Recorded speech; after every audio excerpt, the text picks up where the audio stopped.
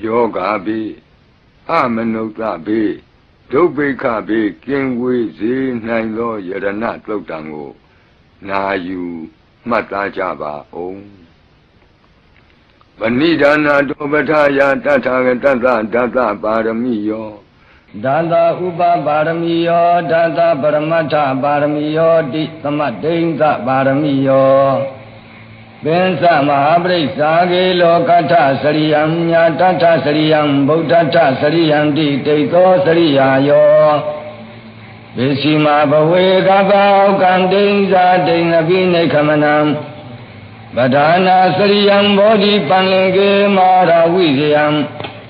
သဗ္ဗညုတညာနာပတိဝေဒံဓမ္မစကပဝတ္တနံနဝလောကုတ္တရဓမ္မေတိသာဝေပိမေဗုဒ္ဓဂုဏေအာဝဇ္ဇတဝဝေသာလိယတိတုပါကာရံတရေတုတိယမရတိပရိဒံကရွန်တောအာယတမအာနန္ဒထေရောဝိယကာရုညစေတံဥပထပိတဝါခောတိသလနာသေတုစကဝါလေတုဒေဝတာယံသနံပဋိကနန္တိယင်္စဝေသာလိယပုရေသောကမနုဿာတုပိကသံမုတံတိဝိရံဗယံခိမမန္တရာဓာပေတိပရိဒံဓမ္မနာမဟိပဏိဒါနတောသာရမန္တကဘာမတဲ့စတုထမင်းတရားကြီးဤရွှေဖွားတော်များအောက်လျာမဝတ်စင်ကိုဖြင့်ခင်း၍တရင်တရင်တန်စွမ်းမှုထံအားကြီးအရင်နှီးခဲ့သဖြင့်ချီးမြောက်ပေးသနာတော်မူအပ်သောနိယတအပြာဒိပံကိုမွမ်းမွမ်းထိပ်ပြင်းပန်းစင်တော်မူပြီးဒီမှာပထာယာစ၍တာထာဂတသာဂင်္ဂဝါလူသေးစုအတူလွန်တော်မူသောတဆုမကျွန်းတရားမင်းတို့ကဲ့သို့လာခြင်းကောင်းတော်မူသောစိန်တရားမြတ်စွာဘုရား၏ဒန္တပါရမီယောဥစ္စာသမယပြည်တိုင်းကားတို့ကိုပေရှားဆွန့်လူဖြစ်ခြင်းတော်မူသောဒန္တပါရမီတော်တို့၎င်းဒန္တဥပပါရမီယောမျက်စိနာနာအင်္ဂါခြေလက်တို့ကိုရဲရဲဆွန့်လူဖြစ်ခြင်းတော်မူသောဒန္တဥပပါရမီတော်တို့၎င်းဒန္တပရမတ္ထပါရမီယောအသက်ကိုယ်စဉ်မခင်မမဲ့ရဲရဲစွန့်လူဖြစ်ခြင်းတော်မူသောဒသပရမတ္ထပါရမီတော်တို့၎င်းဣတိဤသို့သမတိန်သာပါရမီယော7ပါး3ဒီအမြ30သောပါရမီတော်တို့ကို၎င်းပင်စမပရိစ္ဆာကေကိုခန္ဓာနှင့်ဤရွာသားမယဥစ္စာအဖြင့်5ပါးသောဆွဉ္ကြီးတို့ကို၎င်းလောကထစရိယံသတ္တလောကထသူကြိုးမြတ်စေခြင်းကယောမစွာကျင့်တော်မူခြင်း၎င်းညာတထစရိယံဆွေတော်မျိုးတော်သူကြိုးကမျောခေါ်၍ကျင့်တော်မူခြင်း၎င်းဗုဒ္ဓထစရိယံကိုကြိုးစင်စေဖျားဖြစ်စေခြင်းကသစ်သစ်အာယူကျင့်တော်မူခြင်း၎င်းဣတိဤသို့ဒိဋ္ဌောစရိယာယော3ပါးသင်လျောအကျင့်တော်တို့ကို၎င်းဒေစီမဘဝေပဋိစ္စသမုပ္ပါယဟဆက်ကြီးပျက်စီးရုပ်သိမ်းချုပ်ငင်းရာခဲ့အဆုံးစွန်သောကိုယ်တော်ဖြစ်၌ကဗ္ဗဟောကံတိဖန်သာမံမှန်သာယံထသိင်ကြီးစေတီတော်တွင်ရွှေစင်တို့သွန်းတဲ့ကဲ့သို့သနင်းတောင်ညာမိမာယာဤယရဏပလင်တိုင်ဝမ်ဝင်၍မြတ်ရှင်တန်တေတီစံနေခြင်းကို၎င်းဇာတိလုံးမနေဟုကုန်စီသင်ကြိုင်အင်းချင်းမြိုင်၌တပြိုင်စက္ကဝဘဝညာတိသောမနာကြီးဩဘာရှိလျက်မိရှုသန့်စင်ဖွားမြော်မြင်းရင်ကို၎င်းအဘိနိခမနံတန်ရောစဉ်နှင့်မရှင်မဆအစဉ်ဖြတ်လျက်မြတ်သောတိုးထွက်တော်မူခြင်းကို၎င်းဗဒာနာစရိယံတနေ့စာအတွက်သစ်တရွက်နှင့်နှစ်သက်စေပြီးသစ်တသီးမြကြည်လင်တချမ်းနှံတစိဆံတစိရံခါလေးမတွေ့ရပဲနေ့စဉ်ရက်ဆက်ထမြဲဥဒ္ဒဟာဒုက္ခရာစရိယာ6နှစ်ကြာပင်မျိုးညင်းစွာကျင့်တော်မူခြင်းကို၎င်းဘောဓိပန်လင်ကေယရဏပလင်ဘောဓိပင်၌ မာရဝိဇယံဒေဝဗုဒ္ဓစသည်အပြာမင်္ဂပါကိုလန္ဒာမဖက်ဉာဏ်လက်နဲ့ဖြင့်ပဲဖြတ်ကုန်စဉ်ဤအောင်မြင်ခြင်းကို၎င်းသာမေညုတညာနာပတိဝေဒံသစ္စာလေးဝါညေယ၅ပါးတရားမူလဟုသမျှကိုမြူဇမကြံဘူဇယံဖြင့်သူမဆံပြီထိုးထွင်း၍သိတော်မူခြင်းကို၎င်းဓမ္မစကပဝတ္တနမိဂဒဝံတောယကုံ၌ဘုံပထဝီသုံးသုံးဟိအောင်ဂုံစီကြည်နှင့်ပင်စဝတ္တုအားဓမ္မစတုတရားဥကိုဖြန့်ဖြူဟောကြားတော်မူခြင်းကို၎င်းနဝလောကုတ္တရဓမ္မေမေဖို့ရှိတံနေရပံနှင့်ဝေဘံပိုင်းခြားကိုပါသောလောကုတ္တရတရားတို့ကို၎င်းဣတိဧဝမာတိကေဤသို့အစာရှိကုန်သော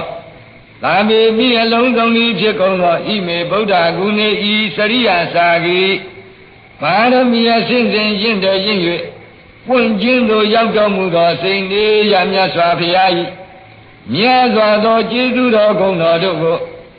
အာဝိဇ္ဇတဝဉာဏ်တံပစဉ်ကြံစင်ခြင်းတော်မူ၍ဝေသာလိယာတိုင်းသုံးရထက်လျက်ပတ်ရှက်စုဝေလူနေအိမ်ကြီးမရေတွက်သာကျယ်ဝန်းစွာသောကြောင့်ဝေသာလိယမည်ရှိသောပြည်ကြီး၌ဒီသုပါကာရံတရေသူမိသားယံဆိုင်ထထဝိုင်းသာတိုင်းသုံးခုတို့ရကြားတို့၌တိယမရတိညဥသံဃံကောက်ရောက်ဝဝံမိုးလင်းဟုသောယင်းဒီညင်သုံးရံကာလပတ်လုံးပရိတံယရဏသုတ်ရွှေနှုံးမြတ်ဖို့ပရိတော်ကိုကရွန်တော်သဒ္ဓမပြအနှင့်မမသနာရှိရှုဟောရွတ်တော်မူသောအာယသမအာနန္ဒထေရဝိယဘဟုတုတစသည်ဧတတဲ့ပွားတဲ့အစဉ်၅ချက်တင်သောအရှင်အာနန္ဒမထေရမြတ်ကဲ့သို့ကာရုညစိတ်တံဒုက္ခိတသတ္တဝဝေနေယတို့အားကျင်းသာသနာခြင်းနှင့်ရှင်သောစိတ်ကိုဥပတပိတဝါဖြစ်စေ၍ခောတိတတသာသေသူထောင်သောသိမ့်သံကနံချီပေါင်းမရေကောင်းညဂတိပေါင်းတသိန်းကုန်သောသင်္ကဝါလေသူယူဇရာပေါင်း8200အမြင်ဆောင်သာတောင်စัจ java လာကာယံကြောက်ဆိုင်ဝင်၍ဝိုက်သောတိုက်လောကဓာတ်တို့၌ဝတ္တန္တာဘုံဝတိတိကြီးကြီးငယ်ငယ်သွယ်သွယ်ဝဝအနေထိုင်ကြကုန်သောဒေဝတာအနာလွှမ်းမှုတကုကြည်မြအနန္တတို့သည်ယန္တာကြီးယန္တနာသုတ်ရွှေနှုံးမြောဖို့ပရိတော်ဤအာနံသိင္ကတေကုံဘုံစကဝတုံသက်ခွာတုံကွက်ခါမြသောအာနံသိင္ကတေကုံဘုံစကဝတုံကွက်ခါမြသောအာနာတော်စရိတ်ကိုဗတေကနံဒီဝန္တာရှင်မြူလွန်ကြည်နူရဝန္တာရှင်မြူလွန်ကြည်နူလာ၍ဥဖြင့်ခံယူကြပေကုန်၏ယင်စာချံဧဝပရိတံချင်းယရဏသုတ်ရွှေနှုတ်မြတ်ဖို့ပရိတော်သည်သာလင်ဝေသာလိယအမည်ရှိသောဘူရေယသဌာနိကျူတိအောင်စီမင်းနေပြည်၌ရောဂာမနုဿဒုဗိကသံမူတံယောဂါသုံးချမ်းဘလူဖန်နှင့်ကုံခန့်ခေါင်းပါသောသမင်းကြောင့်ဖြစ်သောတိဝိဒံဗယံကကြီးသုံးကမယတ္တိနိုင်အပြိုင်တိုက်ရေသုံးပါးအပြားရှိသောဘေးကိုဒိဗံအလင်းမြောင်အန္တရတာပေတိကွယ်စေပြောက်စေငြိမ်းချမ်းစေပေ၏တံပရိတံထိုမဟာဖလာမျိုးအကျိုးအာနိသံသာကြီးမားလာသည်ယရဏသုတ်ရွှေနှုံးမြတ်ဖို့ပရိတော်ကိုဟေသတင်သုံးဘက်သမက်ကဘောင်းသူတော်ကောင်းတို့မယံမာတို့သည်ပနာမသဒ္ဓမပြက်အနဲ့မယိမ့်ဘေးခတ်သိန်းတို့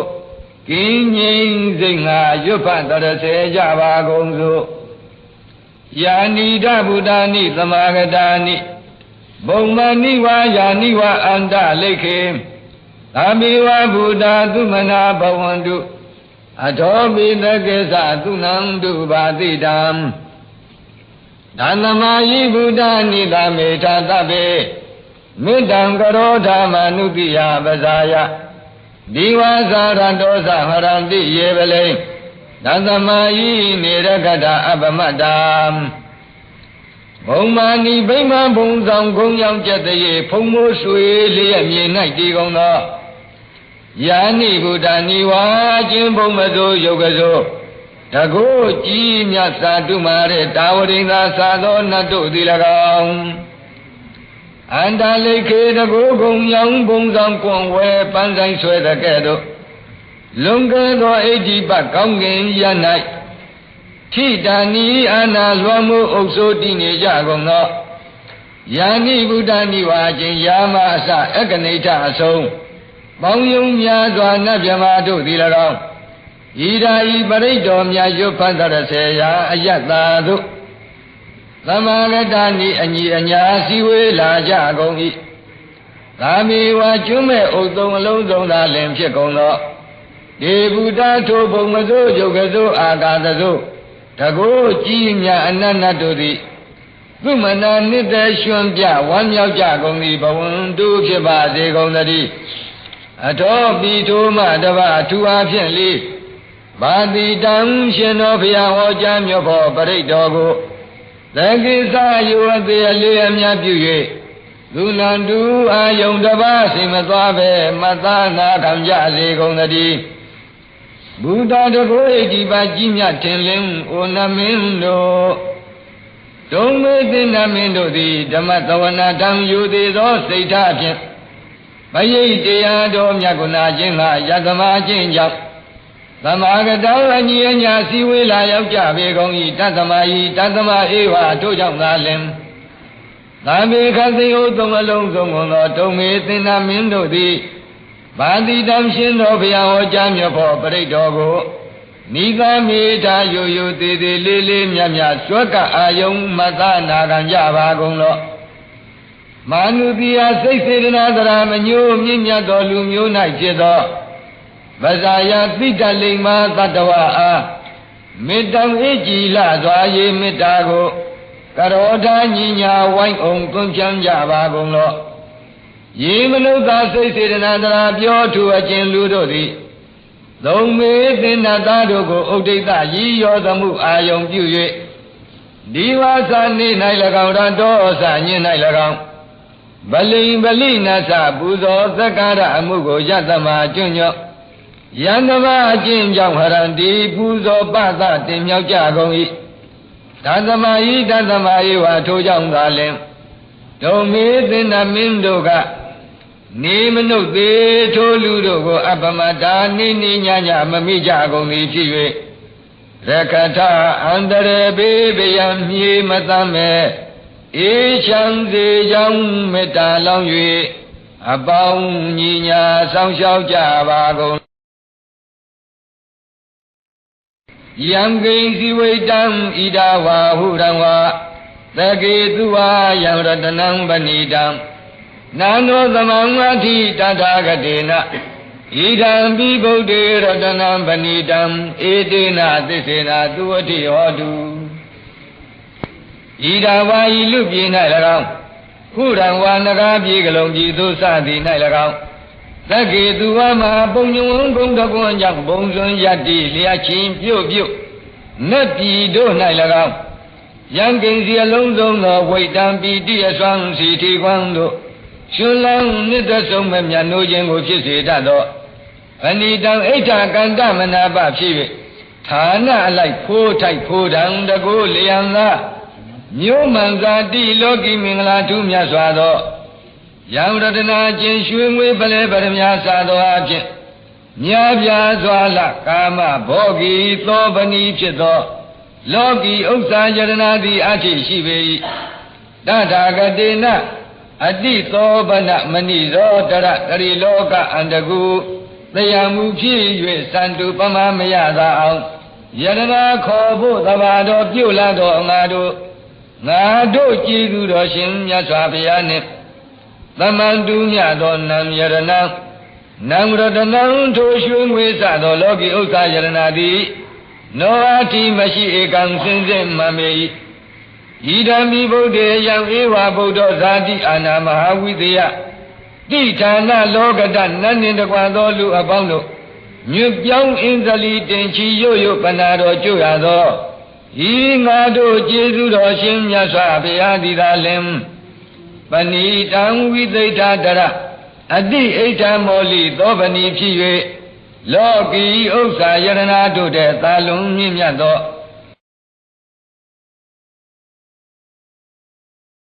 ရတနံပစ္စုပန်နှင့်တန်ရာကောင်းကျိုးတိုးတက်တိုးအောင်မြတ်နိုးဘွယ်ရာကိုးကွယ်ရသောမင်္ဂလာကြီးအစစ်လောကုတ္တရာယရဏတော်ကြီးဖြစ်ပေ၏ဧတေနသစ္စေနဤသို့မပေါက်မပြန်အမှန်ကိုသာဆိုရသောသစ္စာကြောင့်ဘာနိနံသတ္တဝါတို့အားသူဝတိဘေးရန်မှု၍မြူမငွေပဲယကတိကျမ်းညံမှာချမ်းချမ်းသာသာလောကီလောကုတ္တရာမင်္ဂလာစီအပွားသည်ဟောတုမြေလက်ခဏနဲ့မလွဲပုံသေးဖြစ်ပါစေတည်းခယံဝိရာကံအမတံပဏိတံယတိသကာသကြမုနိသမာဟိတောနတေနဓမ္မေနသမတိကိဉ္စီဣဒံပိဓမ္မေရတနံပဏိတံဧတေနသစ္စေနသူဝတိဟောတုခယံကိလေသာစမိယမကြီးတို့ဤပျက်စီးကုန်ခန်းရာလိဖြစ်ထသောဝိရာဂံကာမဂုဏ်တအာယုံငတ်တို့ဤပြရာကင်းရာလိဖြစ်ထသောအမတံဘေခသမယဘေကာလမနာယကြည်သေးအိုကြီးသေးနှင့်ဘေဘေဘေတံခံရဥအမထိတ်လန့်ရပဲဗိမှန်တရတိအမြဲတီးလျက်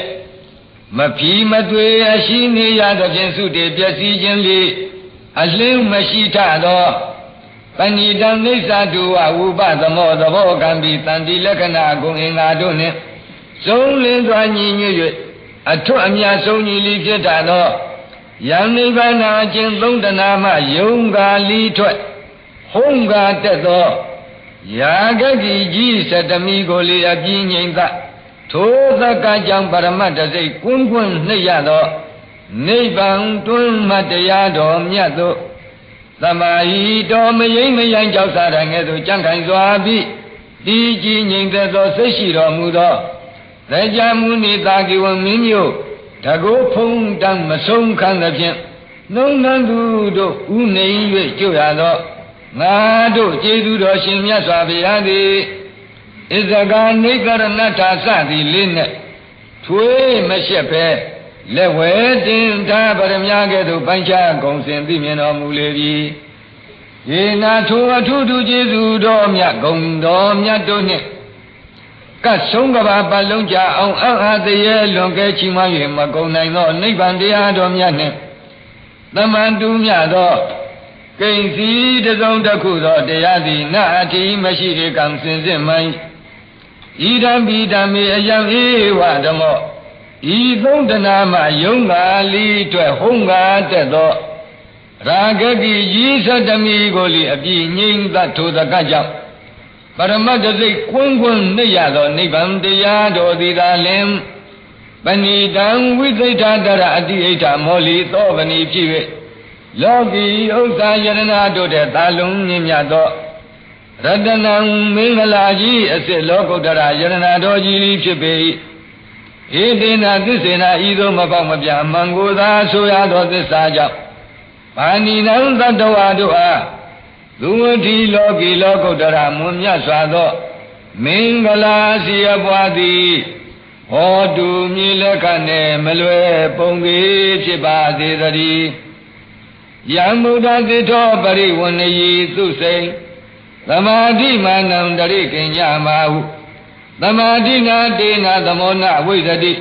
ဣဒံပိဓမ္မေရတနံပဏိတံဧတေနသစ္စေနသူဝတိဟောတုဗုဒ္ဓသစ္ထောသမ္မာဗုဒ္ဓသံဗုဒ္ဓတို့တဲ့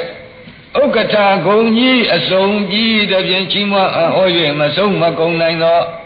သုံးဘုံလုံးနာအစိန်တရားဖရာမြတ်သည်ယံသမာဓိအကျင့်အထက်ရ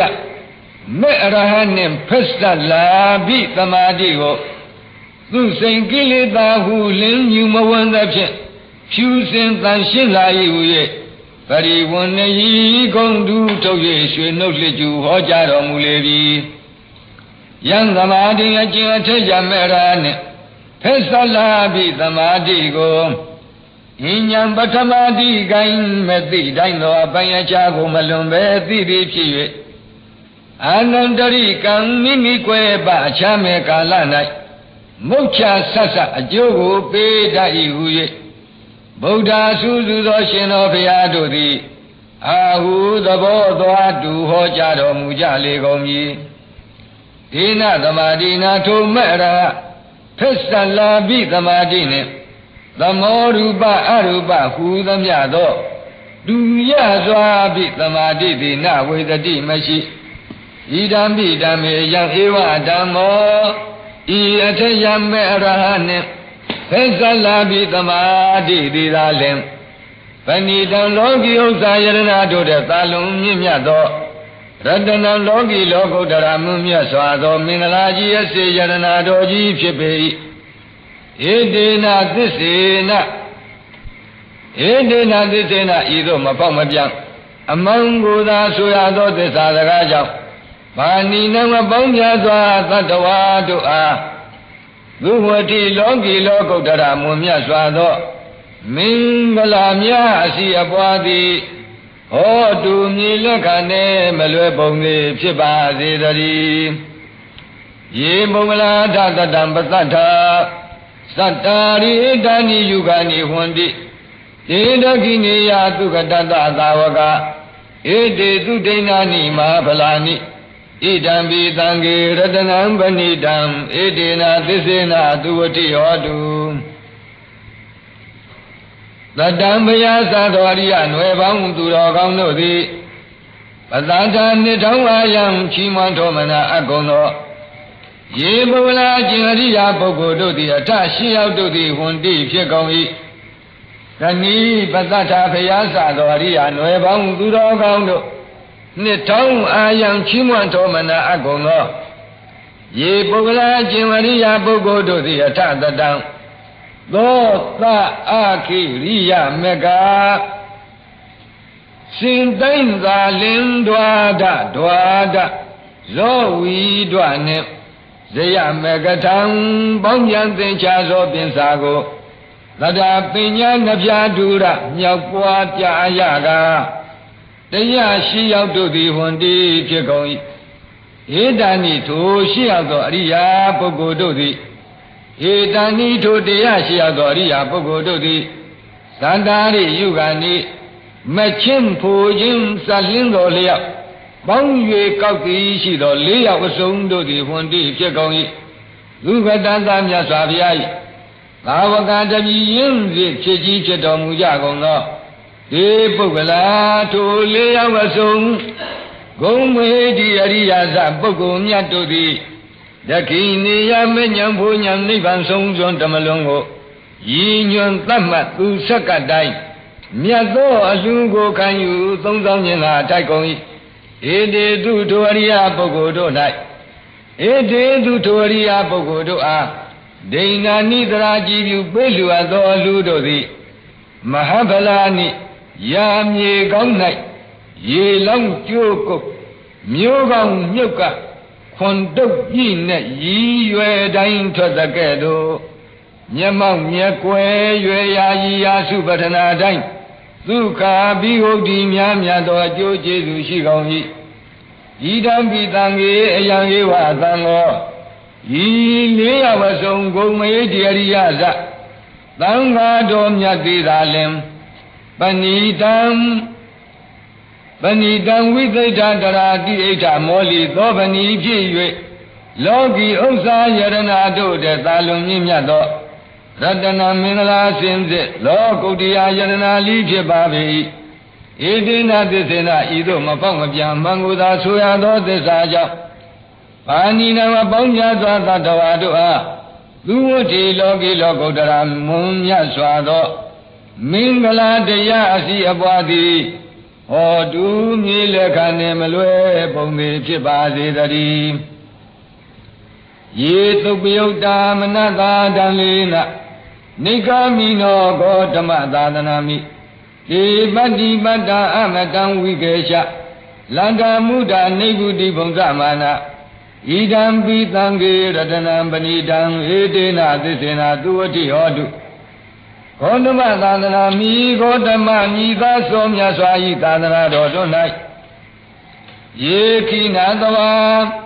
ajin babaka azawa yeji dwe sigo ne mi nung aphong arahi songza gong zhuang agong kang no mu ja gong no yahanda takin ma shin myat do thi dan le na chouk phin pi do taung ji atwin alun lin khain kan la zwa do manata samadhi mekin shin do mu do siat phin Long Yota Gong Gong Mumon Longa Mian Mian Jin Jiang A Tou Do Mu Ja Gong Ni Phi Yue Nika Mino Sama Deiti Mu Shi Do Viriya Hong Phian Ốc Long Lo Ki Le Ta Nau Ai Ma Ta Shin Di Luat Miao Do Mu Ja Le Gong Mi Te Khi Na Do A Thu Yang Da Shin Myat Do Thi Ban Ti Ban Ta Ya Dong Lat Do A Ra Ta Pho Ji Na Go Thi Go Khu Mi Ta Phang Wan Za Do A Phin Ya Do Mu Ja Pian Gong Ni Phi Yue Amadang Zijin Genapin Chinka Yin Chan Daya Lado Nibango Wige Shama Jamala Tata Lera the Puzo Duchin Ayong Yuong Muda Kayigo Aji Mong Yao Da Si Nang Dado Tatang Naya Gilita Yandu Mamamu Nango Achen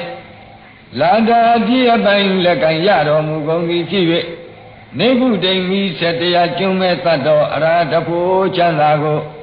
Bongza Mana Jita Shunlam Chanyam Yamya Kansa Do Mu Ja Gong Hi Idami Tangi Yang Ewa Tango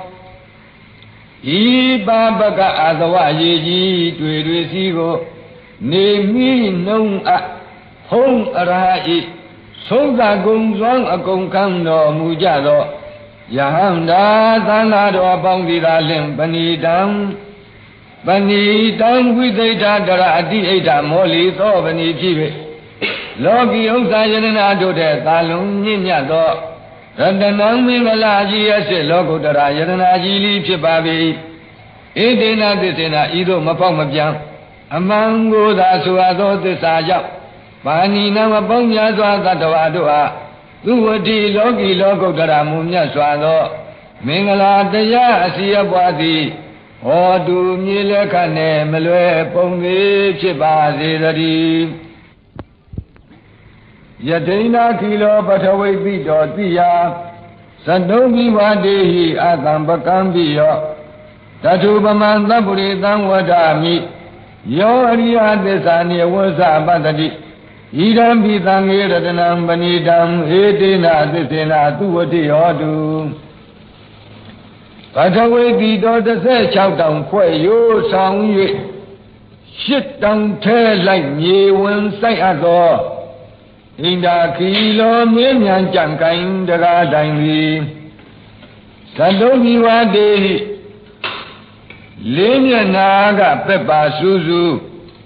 Hu Kong Sain Onga Waingo Mong Mai Mabye Mong Dain Le Do Yao Atamba Kambi Yo Aninge Mya Benya Timba Yin Yang Matwa Nang Di Tiya Yata Phit Ke Do Yo Taburi Do Ajariya Melam Tesakando Te Lanka Mi Lawati Ne Parami Ji Yang Yu Myo Nyang Do Duro Kang Do Tabang Boko Di Ariya Tisani Dukha Samudaya Nirodha Sado Ariya Tisado Go Awasa Patama Menyam Chin Devi Patati Mino Muhi Tanda Puri Tanto Duro Kang Do Tabang Boko Go Tatu Mamanto Labo Alabo Yado Ayado Dusado Abyan Logaram Shitwe Mungdang Le Do Yao Ache Timba Yin Yang Yue Matwa Nang Lo Daga Dainji Nindu Ihuye Anga Vyadi Wadami Odo Muberi Idambi Tange Aya Ewa Tango Duro Kang Do Tabang Tanga Do Didalem Bani Dam Videta Dara Adi Eta Moli Do Bani Phi Loki Usa Yanana Do De Talung Nyimya Do Ratana Mingala Ji Ase Logo De Yarana Ji Phipe Edena Desena Ido Mapao Mapyang Mango Da Suya Do Desa Yao Bani Nama Bong Nya Swa Tatawa Do A Duwati Loki Logo Dara Mu Nya Swa Do Mingala Daya Asiya Bwati Hotu Mileka Ne Melwe Pongi Phipa Zedari ယေရိယသစ္စာနိဝိဘာဝယန္တိဂမ္မီရပညေနာသူတေတိတာနိဂိဉ္စာပိတေဝန္တိဘုသံဗမတ္တာနတေဘဝံအထမမာတိယန္တိဣဒံပိသံဃေရတနံပဏိတံဧတေနသစ္စေနသူဝတိဟောတုယေသောတာပန္နာအကျင့်မိစ္ဆာဒိဋ္ဌိဝိစီကိစ္စရှင်ငါမကစင်စွာပြတ်ကြကုန်သောသတ္တခတ္တုပရမသောတာပန်ပုဂ္ဂိုလ်တို့သည်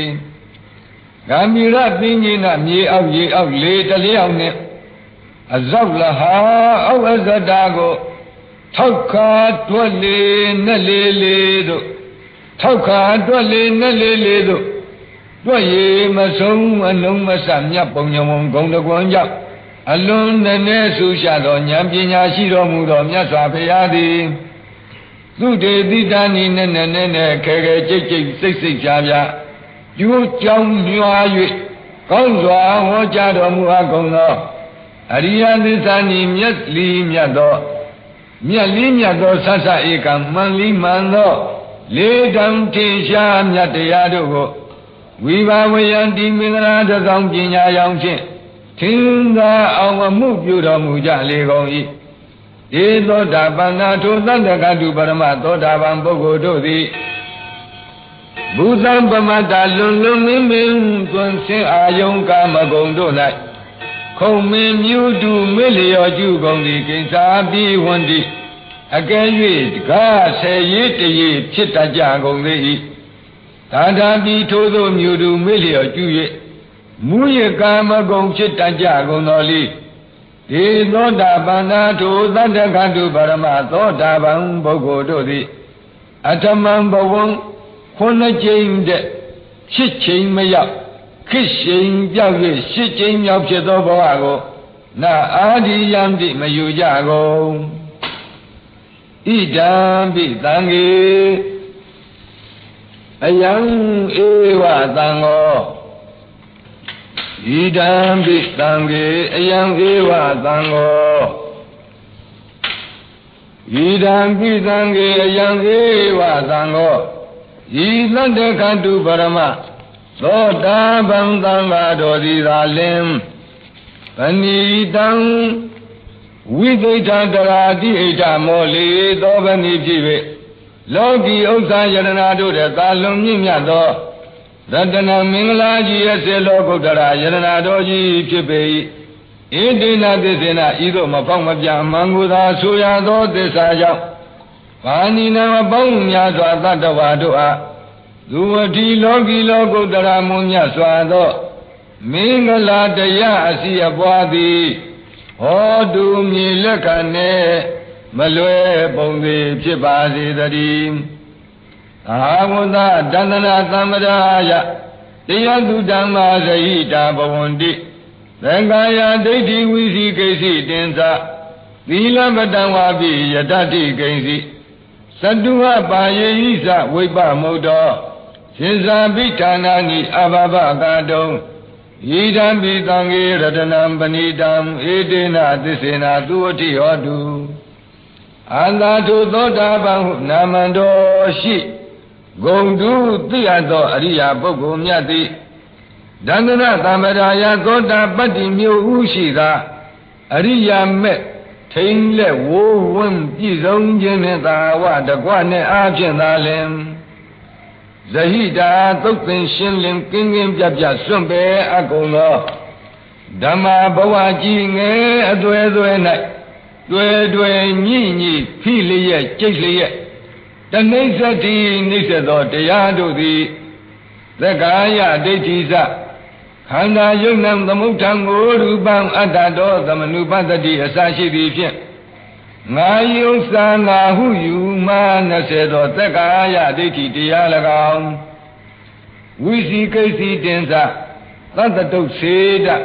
အဋ္ဌိစ္စသမုပ္ပံသွန်တံစသည်တို့ကိုထောက်ခံသဟဲပြု၍ဤယခုငါအတိတ်ကဖြစ်ဘူးပါလေဤလောသို့သာသောအတိတ်900အနာဂတ်မာလီ9ဓမ္မပစ္စုပ္ပန်မှာ6ပါးအပေါင်းအားဖြင့်16ပါးသောယုံမှခြင်းဗုဒ္ဓဓမ္မသံဃတိက္ခာ ပုဗ္ဗာပရံပုဗ္ဗန္တာပရန္တပဋိစ္စသမုပ္ပါဘောင်းရှိရ၌ရစ်ပါယုံမာခြင်းယင်းတို့16ပါး8ပါးဖြစ်ပွားလာပြီးယုံမရှိသောဝိသိကိစ္စတရား၎င်းသီလပတံဝါနွားတို့အကျင့်ခွေးအကျင့်ကသိမြတ်လှစွာတန်တရားမှမြန်စွာငြိမ့်အေးထွမြောက်ရေးဟုတွေးမှစေသောသီလပတပရမတ္တတရား၎င်းမြန်စွာငြိမ့်အေးလွတ်မြောက်ရေးဟုအတွေးမှသောသီလပတပရမတ္တတရား၎င်းဣတိဤသို့တယောသုံးပါးတို့သည်တယောသုံးပါးတို့သည်အတုဘဝန္တိဖြစ်ကုန်၏ကိဉ္စီသို့စဉ်အနည်းငယ်မကြည့်ကျဲသောယံကိလေသာဇာတံအကျင့်ကိလေသာတိဟုသောကွန်ရက်သည်အတ္တိရှိတံပိထိုကိလေသာတိဟုသောကွန်ရက်ကိုလေးစေ၏တံစွန့်ပဲအာ၏တဏိကိဉ္စီမကြည့်မကျဲအနည်းငယ်သာလင်းဖြစ်သောကိလေသာဝတ္တံကာမဂုဏ်၌အာယုန်လိကညှိပွေလာသောကိလေသာဝတ္တရားသည်ယတိအထိကို၌တွယ်လေအကယ်၍ကအနည်းငယ်ကြံရှိညာသေး၏တထာပိထိုသို့ကိုယ်ဝယ်အနည်းငယ်မြတွယ်ညှိကိလေသာရှိသေးတော်လီသောထုသောတာပန်ပုဂ္ဂိုလ်သည်ဇတုဟိလေးပါးကုန်သောပါယေဒရိစ္ဆံပြိတ္တာသူရကနရဲ့ကြောင့်မဲ့စပွဲအပေဘေးကြီးတို့မှဝိပါမုတ်တော်မယွန်းမချွတ်စင်းလုံးကျွအောင်ကင်းလွတ်တော်မူရလေပြီစ6ပါးကုန်သောအဘိဓာနာနိစ္စပင်စာနန္တရိယနိယတမိစ္ဆာယုံမြင်သောအရာတို့ကိုလေကာတုံးပြုခြင်းသာအဘဘောမထိုင်ဤတံပိသံဃေယံဧဝတံဃောဤသောတာပန်ဟုနာမံတော်ရှိကုန်သူသိရသောရိယသံဃာတော်သည်သာလင်ဗဏိတံဝိသိဋ္ဌတရအတိဣဋ္ဌမောလီသောဗဏိဖြစ်၍လောကီဥစ္စာယတနာတို့တဲ့သာလွန်မြင့်မြတ်သောရတနာမင်္ဂလာစေလောကုတ္တရယတနာတော်ဖြစ်ပေ၏ဧတေနသစ္စေနာဤသို့မဖောက်မပြောင်းအမှန်ကိုသာဆိုရသောသစ္စာစကားကြောင့်ဘာနိနာမပေါင်းများစွာတတ္တဝါတို့အားသူဝတ္တိလောကီလောကုတ္တရမွန်မြတ်စွာသောမင်္ဂလာတရားစီအပွားသည်ဟောတူမြည်လက်ခနဲ့မလွဲပုံသည်ဖြစ်ပါစေတည်းဣဇာပိသောကမ္မကရောတိပါပကံကာယေနဝါစာဥဒစေတသာဝါအဘဘသောတတ္တပဋိစ္စဒါယအဘဘတာဒိဋ္ဌပတ္တသဟုတ်တာဣဒံပိသံဃေရတနံပဏိတံဧတေနသစ္စေနာသူတိဟောတုသောတုသစ္စာလေးယတရားမြတ်ကိုတထင်ထင်စင်တထင်ထင်ဆက်ဆံမြင်သောအရှင်ဝရိယသောတာပန်ပုဂ္ဂိုလ်သည်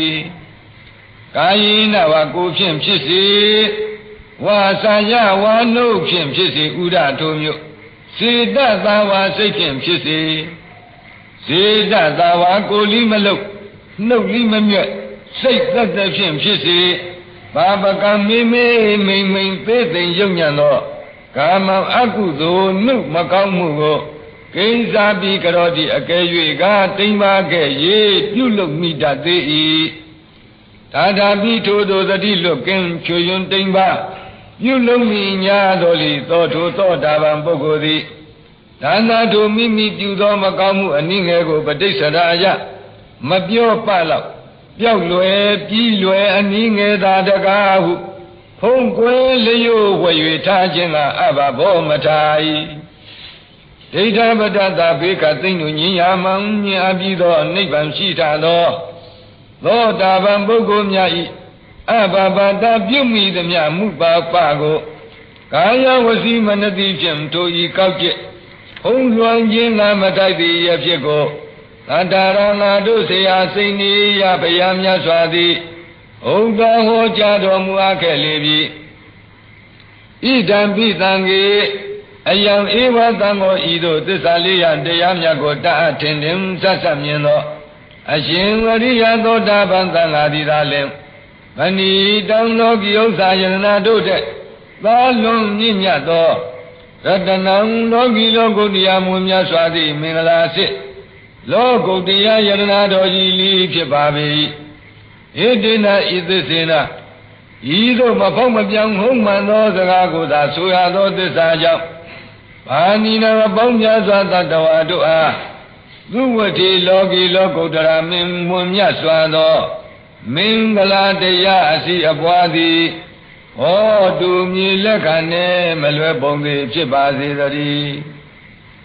ဝနပကုံမေယထာဘုဒ္ဓိတကေ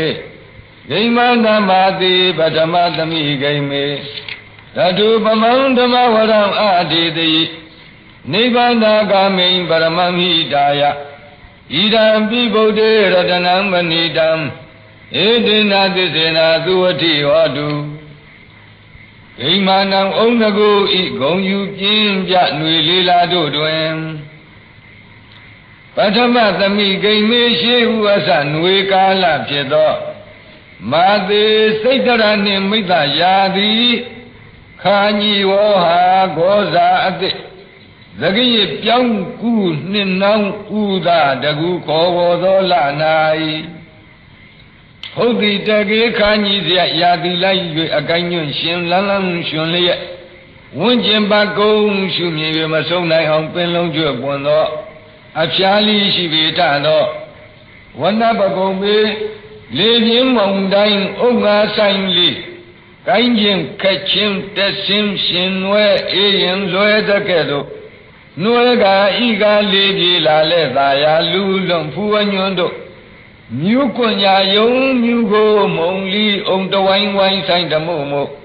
မိုင်းညွညွနှင့်နှစ်မြို့ပွဲရှိလာသောတောအုပ်ကြီးသည်သတိရိကောယထာသတိရိကောယထာစိတ်ဆုံးရွှေသွန်ရေတကွန်းနှင့်လေးဝန်လောင်းသို့ရွတ်ဟောင်းပြုတ်၍ကျေးနှုတ်အတွင်ရွတ်သစ်ပြင်လျက်ပင်ငယ်တတိပင်ကြီးတရားပင်လာတချို့ကင်းငုံဆိုးနှင့်အချို့ကြည်ရင်သီကပွန်းသဖြင့်လွတ်တကြိုင်ကြိုင်မြန်ဟေးမဝုံမွေပေါင်းသွင်း၍အလွန်လင်းနှစ်သက်ပွဲရှုခြင်းပွဲတင့်တယ်လာပါသောအတရေရှိတဲ့ကဲ့သို့တထုပမံထိုတော်ကြည်သက်ပွဲတင့်တယ်စွာလကလျာဏသုံးစုံတတ္ထာလင်္ကာရအတ္ထာလင်္ကာရတိဟုသောပဉ္ဉဏတုံနှင့်ပြည့်စုံသောနိဗ္ဗာန်ဂာမိန်ခန္ဓာကောင်းကြီးတောက်လောင်မိကိုရှိ၍ငြိမ်းကာနိဗ္ဗုဒ္ဓသို့လင်းစွာဖြောင့်မတ်ရောက်စေတတ်သောဓမ္မဝရံဝိမု ക്തി ယသတပါးပြလျက်ဓမ္မဝိနည်းနှစ်ပါးလာသာသုံးပြပြီးတက900နှစ်ကဲအင်ကိုးသွဲနှင့်အကျယ်ထုတ်ပြန်ဓမ္မခံမောင်း4000ဆောင်းလျက်8000အရေအတွက်ရှိသောပရိယတ္တိတရားတော်မြတ်ကိုပရမဟိတာယအလုံးမြတ်သောပရမတ်သဘောလောကုတ္တရဥစ္စာစီပွားဤမှာဖြစ်ထွန်းစေခြင်းအကျိုးငါဘဂဝါမြတ်စွာဘုရားသည်အတေတယီဩဃယောဂနှမွန်းကြသည်ဒုက္ခိတသတ္တဝဝိနိယတို့အားကရုဏာရှိယူဟောကြားတော်မူခဲ့လေပြီဣဒံပိဗုဒ္ဓေအယံဧဝဗုဒ္ဓဤဩဃယောဂနှမွန်းကြသောဒုက္ခိတသတ္တဝဝိနိယတို့အားကရုဏာရှိယူဟောကြားတော်မူပေသောလူသုံးဦးတို့ကိုယ်ွယ်ရာစေနေရမြတ်စွာဘုရားသည်သာလင်ပဏိတံဝိသိတတရအတိဣဋ္ဌမောလီသောပဏိဖြစ်၍လောကီဥစ္စာယရဏတို့တဲ့သာလွန်မြင့်မြတ်သောရတနံပစ္စုပ္ပန်နှင့်တဏှာကောင်းကျိုးတိုးတက်တိုးအောင်မြတ်နိုးပွေရာကိုယ်ွယ်ရာသောမင်္ဂလာအစစ်လောကုတ္တရာယရဏတော်ကြီးဖြစ်ပေဧတေနသစ္စေနဧတေနသစ္စေနဤသို့မဖောက်မပြန်မှန်ကိုသာဆိုရသောသစ္စာကြောင့်ပါဏိနာဝပေါင်းများစွာသတ္တဝါတို့အားသူဝတိဘေးရန်ဟူ၍မြူမငွေပဲယကတိကျမ်းဉာဏ်မာချမ်းဉာဏ်သာသာလောကီလောကုတ္တရာမင်္ဂလာစီအပွားသည်ဟောတူမြေလက်ခံနေမလွယ်ပုံသေးဖြစ်ပါသေးတည်းဝရောဝရေညုဝရတောဝရဟရောအနုတ္တရောဓမ္မဝရံအာတိတိဣဒံမိဗုဒ္ဓေရတနံပဏိတံဧတေနသစ္စေနသူဝတိဟောတုဝရောသဗ္ဗညုတမကုတကုတအတုလယနိုင်ညမန်တိုင်ကိုပြိုင်မောမယူပိုင်တော်မူသောဖြင့်တသုဓမ္မရမင်းဆုံးဖြစ်၍စင်စစ်လွန်ကဲထူးမြတ်တော်မူထသော ဝရင်ညူမြတ်စွာလာသောပရမဂံဘီတန်တိခေမံနေရပံကိုရွှေညံတော်ထွန်းသွန်းလျက်ဝန်းဝန်းလက်မြမျက်မှောက်ထိမိကိုယ်တော်တိုင်းသိတော်မူထသောဝရာတော်ကာမရူပအရူပဟုလူတကွနတ်ဘုံသုံးရသူတို့အားမြတ်သောအကျိုးကိုပေးတော်မူထသောဝရမရောကာမရူပအရူပဟုလူတကွနတ်ဘုံသုံးရသူတို့၏မြတ်သောအကျိုးကိုဆောင်းတော်မူတတ်သောအနုတ္တရောလူနတ်မြမဘုံသုံးရ၌နှုံရာမရှိအမိတပရမပစိတကြောင့်အသရိတာပုဂ္ဂိုလ်ထုတ်ဆိုပါကုံမဆနှုံနိုင်အောင်အမြတ်ဆုံးဖြစ်တော်မူသောရှင်မင်းဘုရားသည်ဓမ္မဝရံမေဖို့နိဗ္ဗာန်ဓမ္မခံကျဲဝံ့နေကုန်ဖွင့်သောဆေရင်သောတရားတော်မြတ်ကိုအတေတကြီးမောင်ဝိဇ္ဇာမပိက္ခာစိတ်ဖြာခွဲဝေဟောကြားတော်မူခဲ့လေပြီဣဒာမိဗုဒ္ဓေယံဧဝဗုဒ္ဓောဤလူနာမြမဘုံသုံးရွာ၌နှုံရာမရှိအမိတပရမပစိတကြောင့်အတရိတပုဂ္ဂိုလ်ထုတ်ဆိုပကုံမဆနှုံနိုင်အောင်အမြတ်ဆုံးဖြစ်တော်မူသောရှင်တော်ဘုရားသည်သာလင်ပဏိတံဝိသိတတရာတိဣဋ္ဌမောလီသောဗဏီဖြစ်၍လောကီဥစ္စာယရဏတို့တဲ့တာလုံးမြင့်မြတ်သောရတနံပစ္စုပန်နှင့်တန်တရားကောင်းကျိုးတိုးတက်တိုးအောင်မြတ်နိုးဖွယ်ရာကိုယ်ဖွယ်ရာသောမင်္ဂလာစေလောကုတ္တရာယရဏတော်ကြီးဖြစ်ပေဧတေနသစ္စေနဤသို့မဖောက်မပြောင်းအမှန်ဘုရားဆိုရသောသစ္စာကြောင့်ပါဏိနံမပေါင်းများစွာတတ္တဝါတို့အားသုဝတိဘေးရန်ဟု၍မြူမငွေပဲယကတိကျမ်းညာမာချမ်းချမ်းသာသာလောကီလောကုတ္တရာမင်္ဂလာစီအပွားသည်ဟောတုမြေလက်ခနှင့်မလွဲပုံသည်ဖြစ်ပါစေတည်းခိနံဘုရားနံနဝနတ္တိသံဘဝံဝိရတစိတ်တာယတိကေဘဝသမိန်ဒေခိနာပိဇာအဝိရုံလိသန္တာနိဗ္ဗံတိတိရာယတိယံပတိဘောဣဒံပိသံဃေရတနံပဏိတံဧတေနသစ္စေနာသူအတိဟောတုယေတံခိနာသောအနာအကျဉ်တရကိုအားဖြင့်ထိုမလွတ်ကွတရဘူးနေကုန်ဘုံအားဖြင့်ဘဝတိုင်တက်နိုင်ဆုံးနှင့်ညုတ်နှစ်ခါမျောအာသဝတို့ဤကြာတော်မိုးရေကွာလျောကျွေတဲ့ကဲ့သို့ပရမီဖုံတံဆုံးခံတော်မူကြသောယဟန္တာသခင်ရှင်မြတ်ကြီးတို့အားပုရဏံအာသဝစုလျံမယူမှန်းနိုင်သဖြင့်သူကံဝိုးဝခကြီးလန်းသွားတဲ့ကဲ့သို့မာကြီးမှန်ကြီးတန်တရားမြင့်ရှိအောင်လီယခြင်းရဲ့အကြောင်းအတိတ်ကကောင်းမကောင်းခဲ့သောအဟောင်းဖြစ်သောကုသိုလ်ကံအကုသိုလ်ကံသည်ခိနမပစိန်ဖြင့်တရှိန်ဒီခုတ်တဲ့နှုတ်ပြည့်၍မပစိန်ဖြင့်တရှိန်ဒီခုတ်ထစ်နှုတ်ပြည့်၍အငုံအမြင်နှင့်တကွကုန်ခန်းခဲ့လေပြီနဝံသံဘဝံတရားတစ်စစ်တပံဖြစ်လက်တန်သောအတိတ်ကုသိုလ်ကံအကုသိုလ်ကံသည်လိနာတိတဇိုတတိမရှိတော့ပြီအာယတိကိလာလက်တန်သောဘဝသမိန်ဘဝခန္ဓာတန်ရာ၌ဝိရဒစိတ်တချင်းကင်းသည်ဖြင့်ချင်းခတ်သိချစ်ဖွယ်ခင်ဖွယ်နှစ်သက်ဖွယ်ဟုမတွေ့တာသောစိတ်နှလုံးရှိတော်မူကြပေကုန်၏ခိနာပိဇာမြို့သီးလုံးကိုမိအောင်သောပုံပြုတ်သောပုံကဲ့သို့ကုံကြီးသောပဋိသန္ဓေမျိုးစေ့ရှိတော်မူကြပေကုန်၏အဝိရုံလိသန္တာတန်မြာတွန့်ကွန်ကွန်လီလီအညွန့်ရှိအောင်မစီပင်မကြည့်ပွားနိဗ္ဗာန်ကင်းပြတ်သောအလိုသန္တာရှိတော်မူကုန်၏အယံပတိပောထိန်တပြောင်ပြောင်ရှင်ရောင်ကြီးဤစီမိသည်နေကုတော်ယထာသွားရာမမြူဤတွင်ပြောက်ပြေငင်းသေးလေတဲ့ကဲ့သို့ဒီရသမာဓိကုန်အဆုံးကြည်ရင်မြတ်မျက်စိပွင့်တော်မူကုန်သောဒေခိနာသဝတုယန္တာရှင်မြတ်တို့သည်နိဗ္ဗာန်ဒီခန္ဓာပြည့်ကိန်းလက်စသိမ့်၍အငြိမ့်ရည်ငြိမ့်တော်မူကြလေကုန်ပြီဣဒံပိသံဃေယံဧဝသံဃောဤတရကိုအားဖြင့်ထိုမလွတ်ကွတရဘူးနေကုန်ဘုံအားဖြင့်ဘဝတိုင်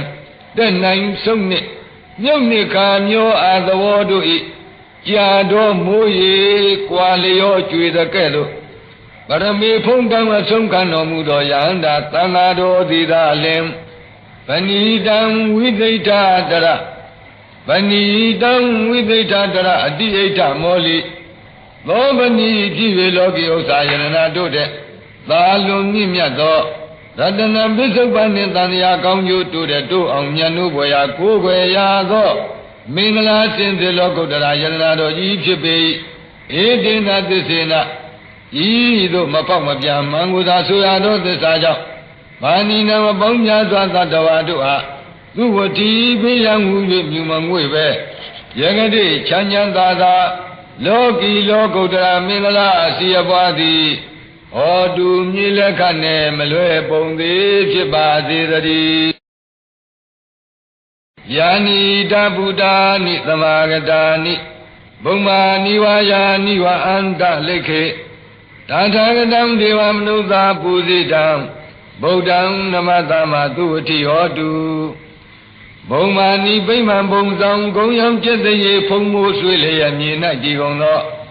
ယာနိဗုဒ္ဓနိဝါချင်းဘုံမစိုးယုတ်ကသောတကူကြည်မြသတ္တုမာတဲ့တာဝတိန်သာစသောနတ်တို့သည်၎င်းအန္တလိခေတကူကုံရောင်ဘုံဆောင်ကုန်ဝဲပန်းဆိုင်ဆွဲတဲ့ကဲ့သို့လွန်ကဲဣဋ္ဌိပကောင်းကင်ရ၌တိတာနိအာနာလွှမ်းမိုးအုပ်စိုးတည်နေကြကုန်သောယာနိဗုဒ္ဓနိဝါကျင်ကြမာစာအကနိဋ္ဌအဆုံးပေါင်းယုံများစွာနတ်မြမတို့သည်၎င်းဣဒဤပရိတော်မြတ်ရွတ်ဖတ်တရစေရာယတုသမာဂတာနိအညီအညာစည်းဝေးလာကြကုန်၏ဒီမြောင်ထိုးတို့ညီညာရောက်လာသမျှဂါရဝညွတ်ပြောင်းအကျွန်းတို့နာပေါင်းတို့သည်တထာဂတံရှိရှိသခင်နောင်တော်ရှင်တို့ကဲ့သို့အစဉ်မဖြစ်လာခြင်းကောင်းတော်မူသောဒေဝမနုဿပူဇိတံမြမနတ်လူသုံးပုံတို့ကြည်ဖြူကော်ရောရှိပူဇော်အပ်သောဗုဒ္ဓံသစ္စာလေးပါးမြတ်တရားကိုပိုင်ခြားကုံစင်ကိုယ်တော်တိုင်းမြင်ပြီး၍အကျဉ်းနတ်လူသုံးပုံသူကိုအားလိနယူပတိမူသေးပေအသိစေတော်မူတတ်သောနေရထုတ်ပြပုဂ္ဂဝဆနာကြောင့်ဗုဒ္ဓနာမံရွှေဘွဲ့တော်ခံရသောတရားမူထွတ်တာစိန်တရားမြတ်စွာဘုရားကိုနမတ္တာမယုတိမြတ်နိုးလက်ဆုံးမှု၍ရှိခိုးပူဇော်ကြပါကုန်၏ဒေနာထိုသောရှိခိုးပူဇော်ကြသောပဏာမစေတနာဤမာနုဘောဂုံတေသောကြောင့်မာနီနမပေါင်းများစွာသတ္တဝါတို့အားသူဝတိဘေးရန်ဟူ၍မြူမွေ့မတမ်းယံမာချမ်းသာခြင်းသည်ဟောတုမြေလက်ခံနဲ့မလွဲပုံသေးဖြစ်ပါစေတည်းယာနိတဗုဒ္ဓာနိသမာဂတာနိဘုံမာနိဝါယာနိဝအန္တလိခေသာထာဂတံဒေဝမနုဿပူဇိတံဓမ္မံနမသမသူဝတိဟောတုဘုံမာနိဗိမာန်ဘုံဆောင်ကုံရောင်ကျက်တရေဖုံမို့ဆွေလေးရဲ့မြေ၌တည်ကုန်သောယာနိဗုဒ္ဓနိဝါအချင်းဘုံမစိုးယောဂစိုးတကူကြီးမြတ်သတ္တုမာတဲ့တာဝတိန်သာစသောနတ်တို့သည်၎င်းအန္တလိခေတကူကုံရောင်ဘုံဆောင်ကွန်ဝဲပန်းဆိုင်ဆွဲတဲ့ကဲ့သို့လွန်ကဲသောဣဋ္ဌိပကောင်းကင်လွန်ကဲဣဋ္ဌိပကောင်းကင်ရ၌ထိတာနိအာနာလွှမ်းမိုးအုပ်စိုးတည်နေကြကုန်သောယာနိဗုဒ္ဓနိဝါကျင်ယာမာသာအကနိဋ္ဌအဆုံးပေါင်းယုံများစွာနတ်မြမတို့သည်၎င်းဣဒဤပရိတော်မြတ်ရွတ်ဖန်တရစေယယတုသမာဂတာနိအညီအညာစီဝေလာကြကုန်၏ဒီမြောင်ထိုသို့ညီညာရောက်လာသမျှဂါရဝညွတ်ပေါင်းအကျွန်းတို့နတ်မြမအပေါင်းတို့သည်တထာဂတံယုံမှာဆိုတော်ကိလေပေါင်းကိုပြတ်တောင်းစင်ကြဲပယ်သောအချင်းအရာအဖြစ်ဖြစ်သောဒေဝမနုဿပူဇိတံမြမနတ်လူသုံးပုံသူတို့ကြည်ဖြူခေါ်ရောရှိပူဇော်အပ်သောဓမ္မံမိမိဟုသောဖြူစင်ကုသိုလ်တရားကိုလင်ယောသေးသဖြင့်ကျင်သောသူအပယ်လေးပါးသို့မလာရအောင်ဆောင်းယူကြည်လျက်ဝတ်မှထွက်စေတတ်သောမလေးတံဖိုးလေးတံနိဗ္ဗာန်ပရိယ7ပါးသောတရားတော်မြတ်ကိုနမသာမနိဗ္ဗာန်ပရိယ7ပါးသောတရားတော်မြတ်ကိုနမသာမယုတိမြတ်နိုးလက်ဆုံးမှု၍ရှိခိုးပူဇော်ကြပါကုန်၏ဒီနထိုသို့ရှိခိုးပူဇော်ကြသောပဏာမစေတနာ၏မဟာနုဘောဂုံတေသောကြောင့်ပါဏိနမပေါင်းများစွာသတ္တဝါတို့အား သူဝတိဘေးရန်ဟု၍မြူငွေမတမ်းကျမ်းမာချမ်းသာခြင်းသည်ဟောတုမြေလက်ကနေမလွဲပုံသည်ဖြစ်ပါစေတည်းယာနိဒဗုဒ္ဓနိသမာဂတာနိဘုံဝနိဝါယာနိဝအန္တလိခေသာထာဂတံဒေဝမနုဿပူဇိတံသံဃံနမတ္တမသူဝတိဟောတုဘုံမာနိဗိမံဘုံဆောင်ကုံရောင်ကျက်သည်ဖုံမိုးဆွေလျက်မြေ၌တည်ကုန်သော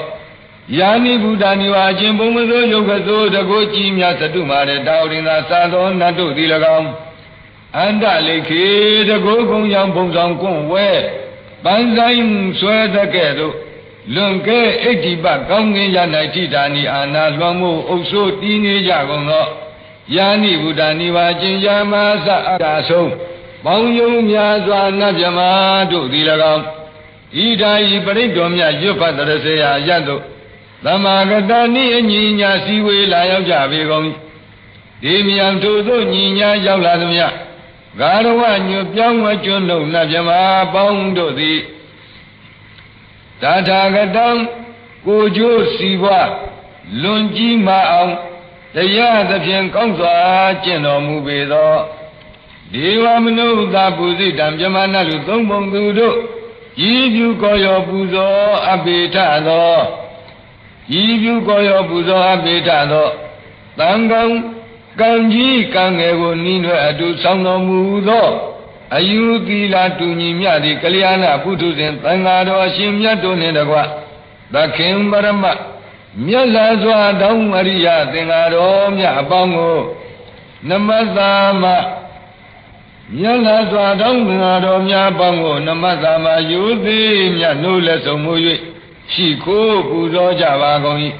ဒေနာထိုသို့ရှိခိုးပူဇော်ကြသောပဏာမစေတနာ၏မဟာနုဘောဂုံတေသောကြောင့်ဘာနိနဝပေါင်းများစွာသတ္တဝါတို့အားသူဝတိဘေးရန်ဟု၍မြူငွေမတမ်းယံမာချမ်းသာခြင်းသည်ဟောတုမြေလက်ခံနှင့်မလွဲပုံသည်ဖြစ်ပါစေတည်းယရဏသုတ်